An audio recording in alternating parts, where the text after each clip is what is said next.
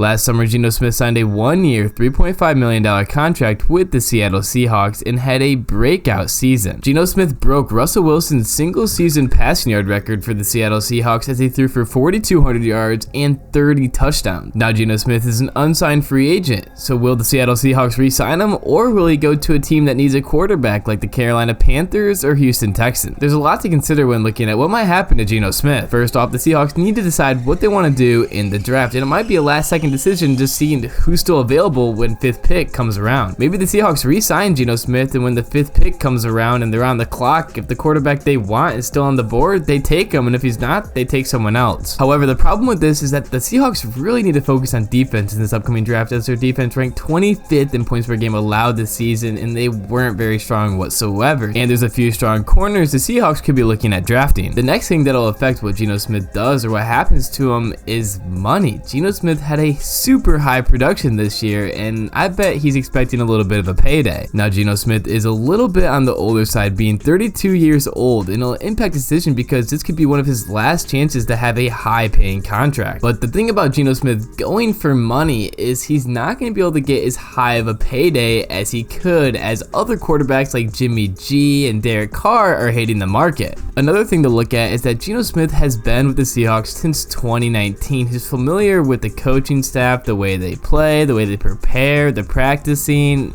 He's been there. He's also built up a lot of chemistry with the Seattle offense, and Seattle has a lot of offensive weapons. Kenneth Walker, Marquise Goodwin, Tyler Lockett, and DK Metcalf. Would Geno Smith want to leave Seattle, leave a strong offense that he has chemistry with just for a little bit more money and then not be on as good of a team? And when the Seattle Seahawks are on the clock for the 5th pick in the NFL draft, even if there's a quarterback available that they want and they do draft him, I don't think that will interfere with whether Geno Smith will be a starting quarterback or not. I think it could be a good move for Seattle to re-sign Geno Smith, and then if there's a quarterback available they want to draft him, have him just be behind Geno Smith for a few years. Now, to some Seahawk fans, it may sound crazy to them thinking about drafting a quarterback in this year's draft, and the Seattle coaching staff and front office might not even have quarterback drafting on their radar. This is because the Seattle Seahawks also have Drew Lock. I've heard that the Seahawk front office really likes Drew Lock, and they acquired Drew Lock in the trade between the Denver Broncos for Russell Wilson, and Drew Lock was drafted in the 2nd round of the 2019 NFL Draft. My prediction for the draft is that the Seahawks will most likely draft like a defensive tackle in the 1st round, and then probably a corner, maybe 2 defensive tackles. The Seahawks just really need to find a way to get some pressure on the quarterback and stop the run, and I'm guessing that's what their main focus is this draft if they can re-sign Geno Smith, which I hope they can. The Seahawks will have to decide, do they think Drew Lock would be a good backup for Geno Smith, and then after Geno Smith is gone in 4 years, let's say, do they think Drew Lock could be the starter for the Seahawks? The thing about that is I've seen a lot of hate about Drew Lock, saying he's bad, he's terrible. I don't think we've really seen enough of Drew Lock to really see how good he is, but in the time that we have seen him, he really hasn't been the best. Another thing to consider is Pete Carroll. Pete Carroll's 71 years old and has been the Seattle coach since 2010. Yes, he's a great coach, but he's not going to be the Seattle coach forever.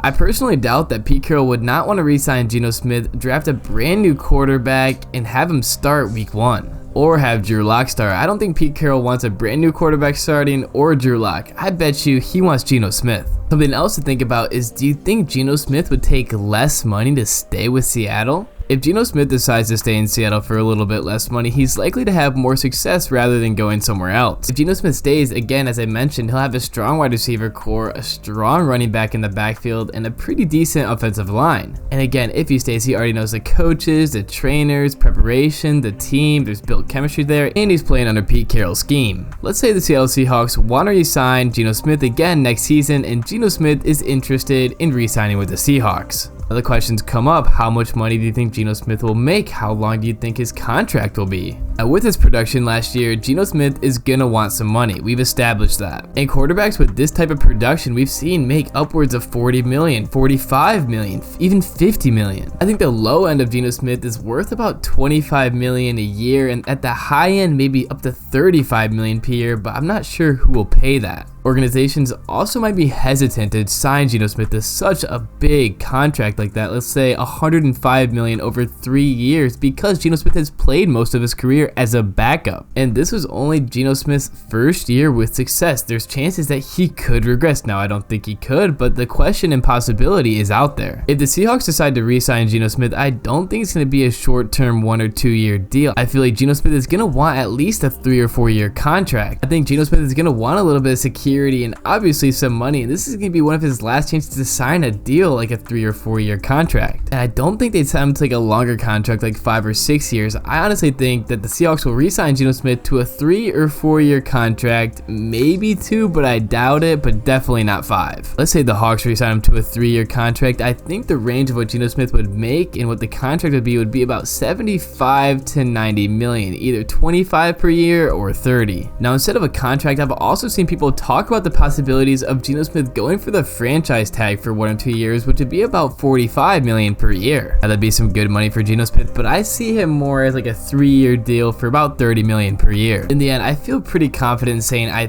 think that Geno Smith will re-sign with Seattle. He's been a backup pretty much his whole career. I doubt he'd want to risk going to another team, relearning everything, and then trying to recreate what he already has in Seattle. Why leave? I imagine Seattle wants him to stay. I imagine Pete Carroll wants him to stay. I imagine he probably wants to stay. Pete Carroll already knows how to coach him. Again, as I said like 3 times, he knows the personnel, he knows the coaching staff, and he knows the team, and he's built something. I also really like this quote from Geno Smith. He sounds like a stand-up guy. And also, Geno Smith was the only quarterback this year in the NFL that took 100% of their team snaps. No other quarterback did that in the league. It's pretty cool. And if Geno decides to stay in Seattle next year, I don't think there's a chance of him regressing. If you remember, Seattle was supposed to be on a rebuild. They weren't supposed to be anywhere near playoff contention. A lot of people don't remember that because Seattle was good this year. Geno Smith led a rebuilding team to a winning record and an unexpected playoff appearance. The Seahawks had to take on one of the best teams in the NFL and made it close at least the first half. The second half, the game got away from them, but I don't blame them. They're playing one of the best defenses in the NFL this season, if not the best. I don't see how Geno Smith would just lose his talent over the offseason and just be bad next year. You saw him with the deep ball this season. He was crazy. All season long, he put the ball deep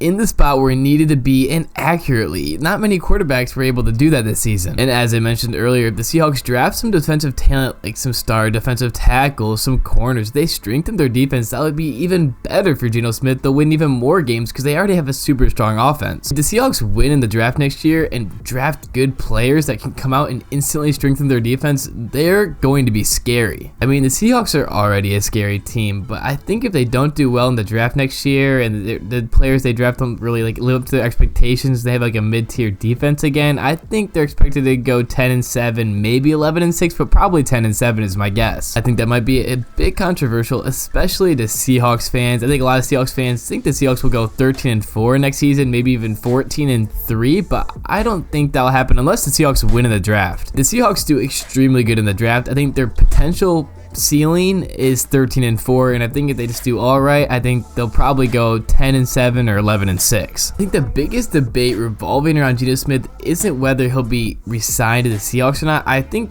he's mostly guaranteed to re-sign with the Seahawks. I think it'd be crazy if he went anywhere else. There's definitely the possibility of it, or like offers on the table, but I just don't see it happening. I think the biggest question up in the air is if Bryce Young or CJ Stroud or Will Levis are still on the board when the Seattle's 5th pick in the draft roll around, do they take one of them? And I've seen this debate continuously go back and forth. It'll start out someone go, you're delusional if you think before 2025 that the Seahawks will draft a quarterback because we have Drew Lock still, and there's Geno Smith, who the Seahawks are going to re-sign for a few years. And then someone will go, well, Drew Lock is terrible. We've seen a little bit of him, and every time that we've seen him, he's been terrible, and we don't want Drew Lock, and Geno Smith is only going to be there for a few years. He's going to be too old, so I think we should draft someone. Look at the Chiefs. Even though Alex Smith is playing really well, they still drafted Patrick Mahomes, and look at Patrick Mahomes now, and I understand that point as well. Me, personally, my opinion, which I don't give out, I think it could go either way. I think they could draft a quarterback if he's available, but I also could see them passing up a quarterback if they're available. Looking at the draft order, the Bears could trade their pick. Now, if the Bears trade their pick, let's say to the Panthers, I don't think there's any chance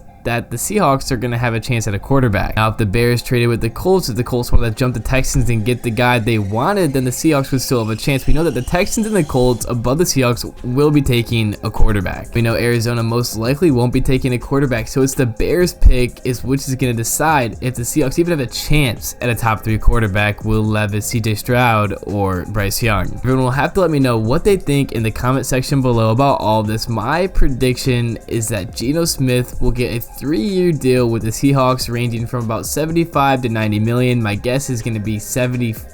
I'm gonna guess 80 million. 80 million over 3 years, and I'm gonna guess the Seahawks will have a chance at a quarterback. I'm gonna guess when their 5th pick rolls around, someone's gonna be available, one of those top 3 guys that I mentioned, and they're not gonna take them. They're gonna take a defensive tackle, and they're gonna build up that defensive line and stop that rush and get pressure on the quarterback. But that's just my prediction. You'll have to let me know what you think in the comment section below, and also in the description, go check out my other channel, my college basketball NBA channel. I'm gonna start posting daily on there, covering March Madness and the NBA playoffs and just the NBA in general and college hoops. And also, that's gonna be the end of this video. If you guys enjoyed my content, I would really appreciate if you could like and subscribe. It really helps me out a lot. And once again, thanks for watching.